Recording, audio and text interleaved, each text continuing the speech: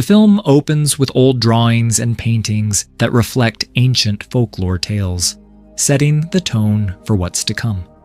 We're taken to a quiet, rural English village called Borough, where life seems calm and simple. The story begins with a chapter titled The Gift of Hair. Here we meet Rebecca Holland, the village vicar who runs the parish church. She lives with her husband Henry and their 10-year-old daughter, Grace. The family hasn't been in Borough for long, but everyone treats them kindly. Still, something about Grace feels unusual. Early on, we notice her pulling strands of her own hair and placing them in a small box. Outside, she also spots 3 masked figures. Instead of being scared, she calmly picks up a pair of scissors and even tries to harm her pet rabbit, Bun Bun. In the process, she ends up injuring her own hand. Why Grace is behaving this way and what it means will only be revealed later. In this village, a harvest festival is celebrated every year, a tradition that has been followed for centuries, long before Christianity arrived. This year, young Grace is chosen to play the role of the harvest angel, since the festival includes small performances. But her mother, Rebecca, feels uneasy. As a Christian, she doesn't like the idea of thanking some ancient spirit for the harvest. Still, she can't go against village rules, so she reluctantly agrees to attend with her family. The villagers are warm and welcoming. We're also introduced to Jocelyn Abney, a man with no interest in Christianity, but deeply loyal to the old ways. On the day of the festival, the entire village gathers. Many wear masks and costumes, filling the air with joy and celebration. Jocelyn takes the stage, playing the role of the Lord of Misrule.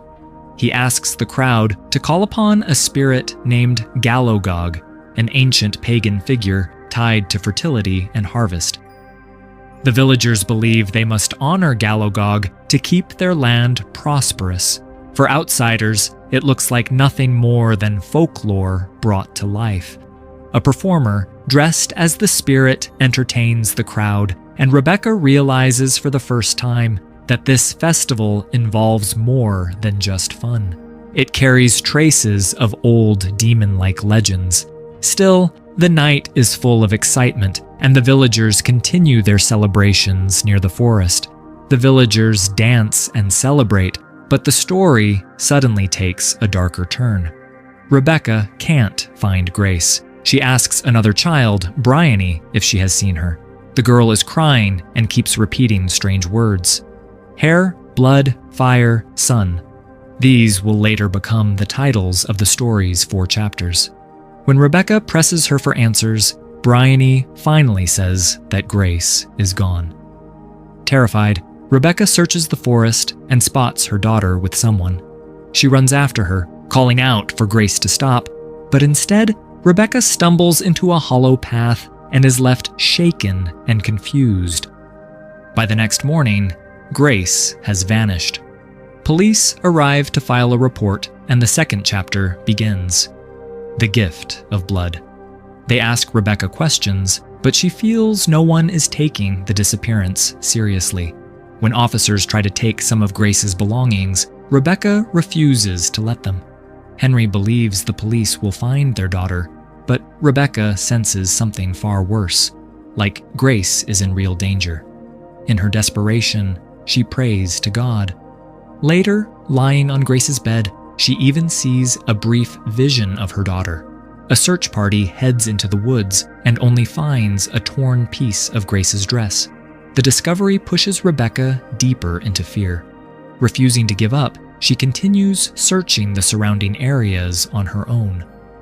Not long after, Henry calls Rebecca home, saying the police have found something. It turns out to be festival footage, clearly showing Grace speaking with a boy named Derry Nash before she disappeared. Suspicion quickly falls on him. To distract Rebecca from her fears, Henry takes her to the village pub. The place is full of people who seem genuinely upset about Grace's disappearance. From their conversations, Rebecca learns that the Nash family isn't well liked. Derry lives with his grandfather, far from the rest of the village. Worried, Rebecca convinces Henry to go there immediately, but at the house, they only meet the grandfather, who says Derry isn't home. While searching the property, Rebecca discovers something disturbing. Animal remains hanging with a doll placed among them, and beneath it, chilling words. He stands in the fields and waits. The story then moves into the next chapter, The Gift of Fire. We see Jocelyn Abney at home, drawing strange symbols with his hands. As he leaves the room, we glimpse a boy named Thomas, though it's unclear whether Thomas is really there or just an illusion. We'll learn more about him later. The next day, Rebecca gathers the villagers at the church. She asks them to hold a vigil, a night of prayer, for grace.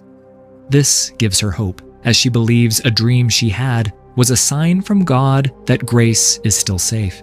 But Jocelyn interrupts. He declares he doesn't believe in her God or her vision. Instead, he warns that these dreams are not divine at all. They're the work of Galogog, the dark figure said to stand in the fields, watching. 2 days have already passed, and he insists everything is happening exactly as it always has. With that, he walks away, leaving an unsettling thought behind. Grace may already be in the hands of this dark force. Rebecca ignores his warnings and urges everyone to continue focusing on their prayers. Rebecca's neighbors tried to help, but she refused to rest until Grace was found. Meanwhile, Jocelyn was performing a strange ritual. He cracked open eggs. One of them even contained a lifeless chick. Afterward, he traced eerie symbols with his hands. Other villagers were also behaving oddly, placing hair into jars of blood, as if preparing for something terrible to come. At the same time, Ida, an elderly woman, went to collect eggs from her backyard, but inside the coop, she saw something horrifying, a fleeting glimpse of Galogog, the dark figure said to haunt the fields. Shaken, Ida wandered the streets in a daze until Rebecca found her and brought her home. Ida, still in shock, whispered that she had seen the evil one himself. Rebecca urged her to pray, but Ida only laughed bitterly, warning that he wouldn't like it. Then she suddenly pointed to the door, insisting he was there. In that moment, the doors slammed shut on their own. Ida ripped out some of her hair and burst into wild laughter, leaving Rebecca disturbed and frightened. Later, while sitting with Miri, Rebecca learns more about Galogog and the folklore of the region. Miri gives her a book describing how, in 1621, a man named Tobias Braun claimed he had made contact with Galogog. People called him the Lord of Misrule and believed he was the spirit of the land, a figure with godlike powers who blessed the town with miracles. According to legend, Tobias built a black barn where offerings were placed for Galogog. In return, the spirit promised fertility and prosperity. But these were no ordinary offerings. The villagers were expected to give up their children. Each year, one family was chosen, and they left their child inside the barn as a gift. When Christianity eventually spread to the area, the church discovered this practice. Tobias and his followers were burned, and the ritual was ended. Centuries later, the tradition was revived, though now disguised as a festival where Galogog was portrayed only as a monster of folklore. To Rebecca, it all seemed like empty superstition, but she also learned a darker truth. 12 years earlier, Jocelyn's son Thomas had vanished in the same way. No one ever found him. At that moment, Ida appeared and declared that both Thomas and Grace had been taken so they could know him. She urged Rebecca to go to the Black Barn herself and meet Galogog. In a disturbing scene, Ida suddenly lost control, shouting the same words over and over, while Rebecca looked on in shock. Rebecca was terrified, but she refused to give up. She went to Jocelyn, hoping he would share something about Thomas. But Jocelyn didn't care. He believed Gallogog had chosen his son years ago, and now Grace had been chosen as well. In his mind, these offerings were necessary to bring prosperity to the village. The truth was, Jocelyn despised the church. To him, their faith meant nothing compared to the spirit he worshipped. He explained 4 signs that would appear over 4 days. First, the gift of blood. Second, the gift of hair. Third, a great fire lit in the fields. And finally, a lunar eclipse. Rebecca dismissed this as nothing more than an old legend. She insisted Grace had been taken away by Nash or his family, not by some spirit. Jocelyn only laughed, telling her she still didn't understand, that soon she would meet Gallogog herself. His lack of grief over Thomas unsettled Rebecca even more. To him, it was almost a blessing that the spirit had taken his son. With no help from Jocelyn, Rebecca left. As she made her way through the woods, she suddenly heard Nash's voice. He begged her to stop chasing him, swearing he hadn't taken her daughter. Before Rebecca could catch him, Nash ran off into the night. In that same moment, she caught a brief glimpse of the ominous black barn. The story then enters its 4th chapter. All is as was. The next day, Rebecca visits Bryony at her school, hoping she might know something about Grace. Bryony mocks her, and Rebecca, losing patience, strikes her.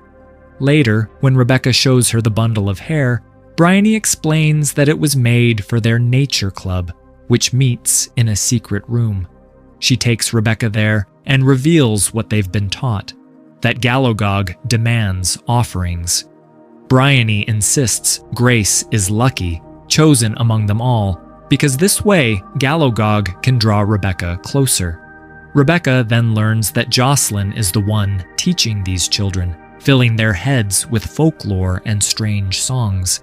That's why, in the film's opening, Grace was already behaving so strangely. She was being influenced and brainwashed. When Rebecca asks if Grace is really with Gallogog, Bryony confirms she is, hidden in the black barn. Tonight is the final night of the ceremony. After this, the barn will vanish, and Gallogog will take Grace forever. The revelation terrifies Rebecca. Bryony explains that Jocelyn himself told them these stories and taught them the chants. Just then, Bryony's father arrives, furious at Rebecca for hitting his daughter. Rebecca tries to reason with him, warning that the children are being manipulated and that they must go to the police. But Bryony's father refuses. He insists these are his people. He knows them well, and Rebecca is simply misunderstanding everything.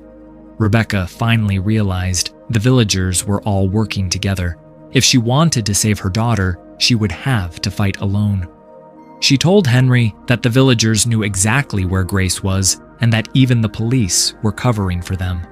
After all, the officers had taken away Grace's belongings to erase evidence of the ritual. But Henry didn't believe her, and Rebecca stormed off in anger. Later, when Henry called the police himself, he discovered something shocking. The case on Grace had been officially closed. That's when he began to understand Rebecca was right. Something was very wrong. Meanwhile, Jocelyn wandered into the forest, stripped of his clothes, toward a massive fire where the villagers waited for nightfall. At the same time, Rebecca prayed in the church, begging for guidance. In a vision, Grace appeared to her, urging her to follow the third sign. That night, Rebecca went to the vigil the villagers had organized for Grace. Chaos erupted there, but Rebecca finally saw the truth. The villagers were never truly Christian. They only pretended. Their real faith was in Gallogog, and they had known all along where Grace was. At that moment, Henry arrived, struck Jocelyn across the face, and pulled Rebecca away. Though neither of them could understand why the villagers clung to such dark beliefs, Henry apologized to Rebecca for doubting her. When Rebecca and Henry returned home, they found their car set on fire.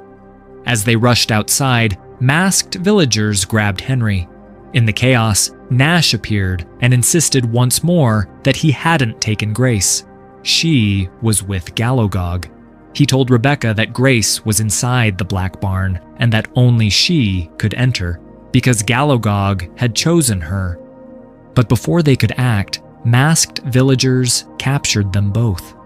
Nash was taken down on the spot, and Rebecca was dragged before the townspeople. All of them, wearing masks, were ready for the ritual, following Jocelyn's every word. To them, Jocelyn was the new Lord of Misrule.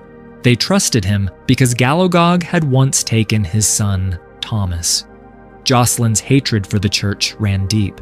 He remembered how long ago the church burned Tobias, their first leader. Now, with Rebecca as the village reverend, he wanted revenge. To prove his loyalty to Gallogog, Jocelyn brought Henry forward. In front of everyone, he set Henry on fire. Rebecca watched in horror as her husband lost his life in agony, powerless to stop it. At that moment, she realized there was no fighting the villagers. No one would help her. If she wanted to save her daughter, she would have to face Gallogog herself. Jocelyn made sure of it, forcing her toward the destiny he believed was chosen for her. The villagers began their ritual, chanting endlessly. Rebecca joined in, pulling strands of her own hair, which Jocelyn cast into the forest. Suddenly, the Black Barn appeared before her. Inside, she found Grace, blindfolded and trembling. Mother and daughter embraced, but Grace warned her they couldn't leave. He wouldn't allow it. Then came the sound of heavy footsteps. Rebecca turned, and for the first time, Gallogog revealed himself. No longer just a story, but real, a towering figure crowned with horns. Terrified yet defiant, Rebecca stared straight into his eyes, then bowed and offered her hair. With a haunting roar, the scene cut to black. Moments later, Rebecca emerged from the barn holding Grace. The villagers were stunned. Jocelyn cried out in fury, saying she had stolen Gallogog's gift and doomed them all. But Rebecca stood firm. She told Jocelyn that when Gallogog had taken Thomas, it was his chance to face the spirit, yet he had cowered in fear. She, however, had looked Gallogog in the eye and reclaimed her child. Now, she declared, she was the new Misrule, and she would end this madness. The villagers turned on Jocelyn at her command. They attacked and set him on fire, his reign finally over. The film closes with Rebecca and Grace inside the church, surrounded by villagers. Rebecca leads them in prayer, signaling the end of Gallogog's hold and the beginning of a new chapter for the town. This film shows us that old traditions never truly disappear. Instead, they hide beneath new religions, continuing in secret. Societies use these fear-based systems to control people, and for their survival, they always target the weakest: innocents, children, and outsiders, turning them into scapegoats.